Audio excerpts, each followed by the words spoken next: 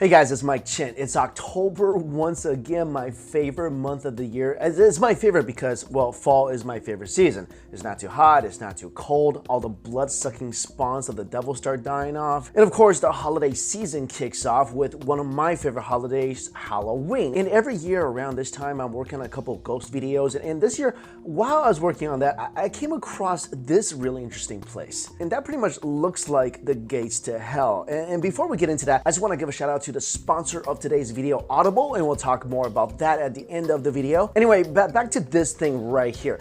Let me ask you guys, what if hell existed on Earth? And what if it's our fault? Now, this may sound like a very dramatic thing to say, but there is a real place, this place right here, that many think is worthy of the devil himself. And hell on Earth is precisely what people think of the legendary Darvaza gas crater, a nightmarish inferno created inadvertently by human interference. Located in the Karakum Desert in Central Asia, it even has the nickname of the Gateway to Hell. Now, if you're a Star Wars fan, it could be compared to the notorious Sarlacc pit, albeit one with, really hot breath. Also, you wouldn't really need to worry about being slowly digested, as you probably burn up in a matter of seconds. Anyway, enough of what the crater may be like. The crucial question is, why is it like that in the first place? And just how did the crater come to be ablaze? Well, it was all the faults of geologists who arrived from the Soviet Union in 1971. They were trying to drill for oil, but instead they made fire. A lot of fire. They knew something was wrong when the ground beneath them began to cave in, and the experts didn't realize it until it was too late, but they had set up operations in an unstable area containing an underground pocket packed with natural gas like methane. The ground was unable to cope with the weight of the equipment, and after what must have been a terrifying experience, the Darvaza crater had been born. It measured 230 feet wide and 65 feet deep, though some have claimed it's closer to 100 feet, and burns at a skin-frying temperature of 1,000 degrees Celsius. Now, with so much gas escaping and really no way to keep it under control, the geologists had an idea. Why not just set fire to the methane? And as risky as it sounds, it is the most effective method of ensuring natural gas doesn't escape into the air. And shockingly, it only takes 5% of methane to be present in the air before a reaction makes things go, well, boom. There are also further dangers in the effect that the gas has on oxygen. Natural gas pushes oxygen away, and as a result of the geologists' mistake, local wildlife was being killed off because, well, nothing could breathe. Also, if the air doesn't get you, the flames will. Speaking of wildlife, then this is something really crazy when the crater was set on fire. Spiders, a lot of spiders, they were attracted by the flame, they showed up from all directions and started to jump into the pit of fire. And I get that's probably a completely natural phenomenon, but if I'm there and I saw that, I'ma run it. Anyway, the Soviet team hoped that by lighting up the crater, the problem would be solved, and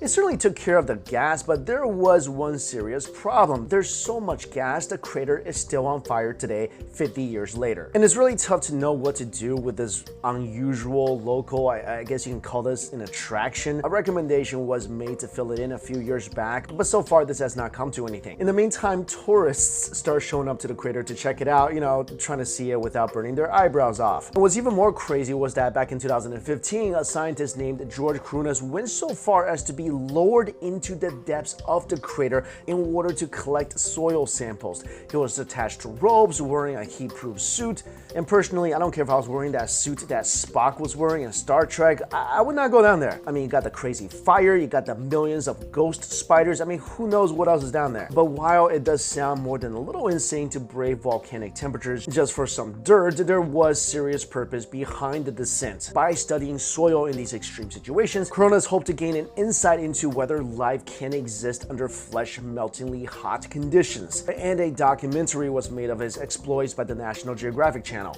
So while it seems those Soviet geologists caused a major problem in the desert, there could be potential scientific benefits. I mean, a lot of great discoveries of the ages were made by accident, and apparently this is no exception. And maybe one day a practical solution will be found to the never-ending fire that rages at at the heart of the Darvaza crater, perhaps the biggest marshmallow roast in history. But until then, people from far and wide can enjoy this unique spectacle, which is a, I guess, natural wonder, even though it was made by us accidentally. And this is another one of those super interesting but borderline creepy sites, like the Eternal Fire of Centrella, Pennsylvania, and the Kola Super Deep Borehole, that are all caused by people, and they're all places that I'd never really ever want to be close to. I mean, don't get me wrong, I love giant holes in the ground. I love going to the Grand Canyon, but these places a little too Silent Hill-ish for me. But let me know what you guys think. Would you ever want to visit the Darvaza crater? And if you do, like, can you tell me in the comments below, like, what would you do there? Would you stand and just marvel at its hellish beauty, or take out a hot dog on a stick? Let me know. And guys, like I mentioned in the beginning, this video is sponsored by Audible. And Audible is a company I've worked with many times in the past, and I continue to work with them because this is a service that I actually personally enjoy almost on a daily basis. And if you guys don't know, Audible is a leading provider of premium digital spoken audio information and entertainment on the internet. Basically, they have a massive selection of audiobooks and other audio products. And like I said, this is a service I use all the time. That's why I partner with them quite a bit on my channels. So basically, I listen to audiobooks when I run, when I go to the gym, especially when I'm driving. Like, I live in the country, which is about 2 hours away from New York City, and I commute a lot when I'm filming videos. And I'm the type of person that I'll get sleepy within about 20 minutes of driving. And for me, music doesn't help, spraying water on myself doesn't help. And the only thing that keeps me awake, and I said this before, I'm 100% serious about this, is listening to something really interesting like an audiobook. And if you want a recommendation, because Halloween is coming up, and this is a little childish, but I love this series, it's the Night World series by L.J. Smith. She's the author of The Vampire Diaries. You might have seen that show on the CW. Anyway, it's a fun series about werewolves, shapeshifters, humans, vampires all fall in love with each other. It's adorable. Anyway, you can get your first audiobook and choose 2 titles from a list of Audible Originals. And if you don't know what Audible Originals are, they're exclusive audio titles created by celebrated storytellers from all around the world, from all sorts of backgrounds like journalism and theater and much more. Anyway, like I was saying, you get a free audiobook and you get 2 titles from the list of Audible Originals for free when you try Audible for 30 days. And to access this deal, just go to audible.com/BeyondScience, where you can text Beyond Science to 500-500. Again, that's audible.com/BeyondScience, or texting Beyond Science to 500-500. Again, thank you guys so much for watching this video. I'll see you later.